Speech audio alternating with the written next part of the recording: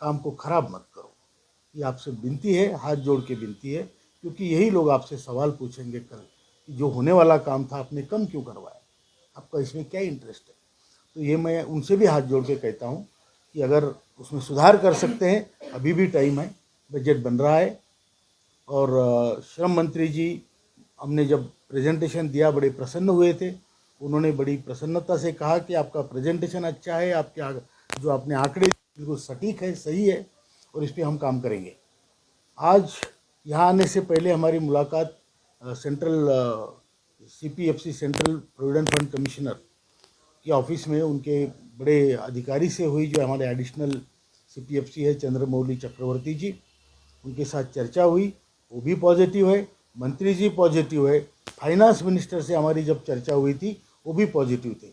तो सभी पॉजिटिव वातावरण होने के बाद हमें आशा है कि गवर्नमेंट ऑफ इंडिया या हमारी सरकार, भारत सरकार, इस पर विचार करके हमारे नेतागण 7,500 और महंगाई भत्ता, इस पर ही अमल करेंगे। मेडिकल फैसिलिटी, हायर पेंशन के मामले में सभी मामले मार्च तक वो निपटाने वाले हैं, उसमें सहानुभूति विचार कर वो काम करेंगे।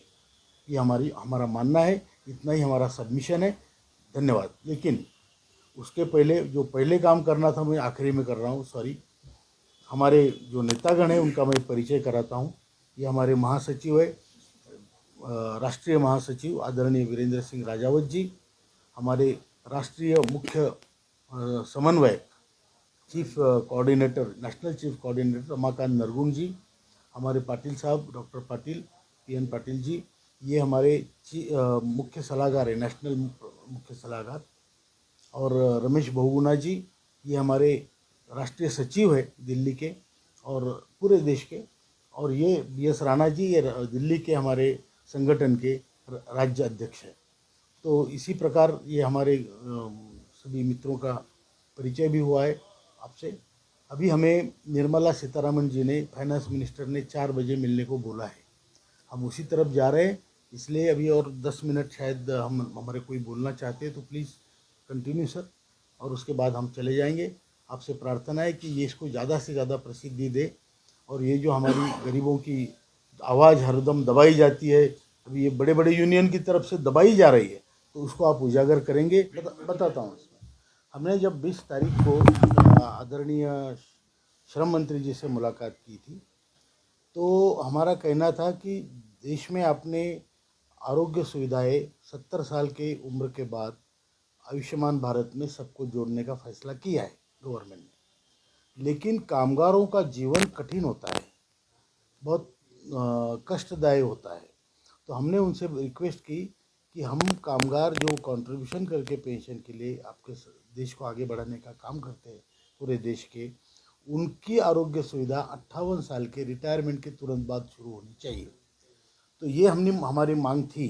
उन्होंने हमारे प्रेजेंटेशन के बाद जब वो बोले तो बोले मांग बिल्कुल अच्छी है, जायज़ है और हम कर सकते हैं, क्योंकि इसमें सिर्फ 12 साल का गैप है, 58 से 70 तक।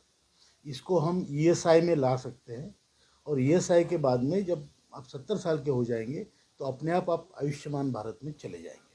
तो ये इस पर प्रगति है। सर मेरा प्रश्न है, जो अभी लास्ट टाइम जब राजस्थान न्यूज़ की बात हुई थी, तो आपने हमारे चैनल के माध्यम से खबर दी थी कि 2 महीने का हमें वक्त मांगा है हमसे माननीय मंत्री जी, तो उसमें से आप कितना वक्त रह गए?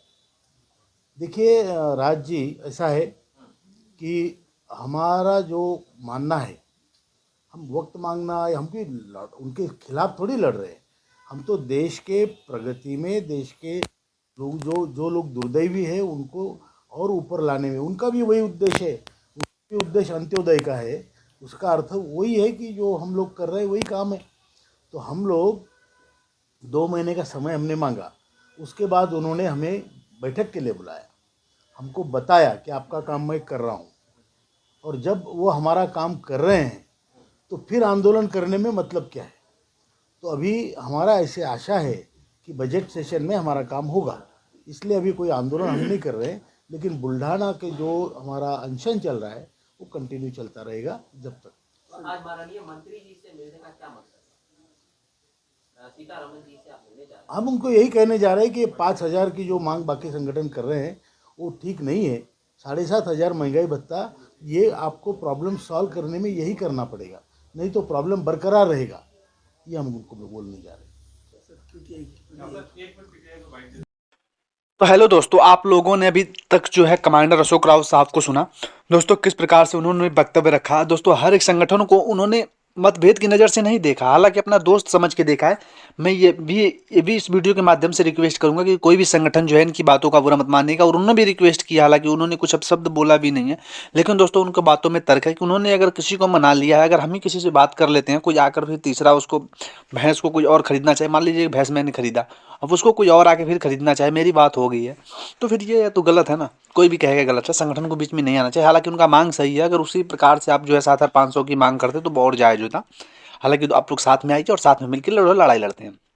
फिलहाल दोस्तों जो हमारी अभी तक जहाँ तक मीटिंग के हिसाब से बात हुई है, जल्द से जल्द दोस्तों इस पे हमारा जो है निर्णय आ जाएगा, हमारे संगठन का निर्णय आ जाएगा। और दोस्तों मिनिमम पेंशन आप लोगों की बढ़ोतरी के लिए तैयार है। आप लोग बस धैर्य रखिए और इसी प्रकार से कमांडर अशोक रावत साहब का साथ दीजिए। आने वाले टाइम में दोस्तों 1 फरवरी बहुत ज़्यादा दिन नहीं है, 1 फरवरी बस आ ही गई है, 10 दिन और बचा है। 10 दिन के बाद दोस्तों आप लोगों को मिनिमम पेंशन पे जो भी फैसला है दोस्तों वो सरकार के द्वारा दे दिया जाएगा। और दोस्तों अगर उस पर कमेटी बनानी होगी, गठन करना होगा और भी कुछ समय चाहिए होगा तो उस पर वो मांग लिया जाएगा। फिलहाल दोस्तों मिलते हैं नए वीडियो में, तब तक के लिए थैंक यू।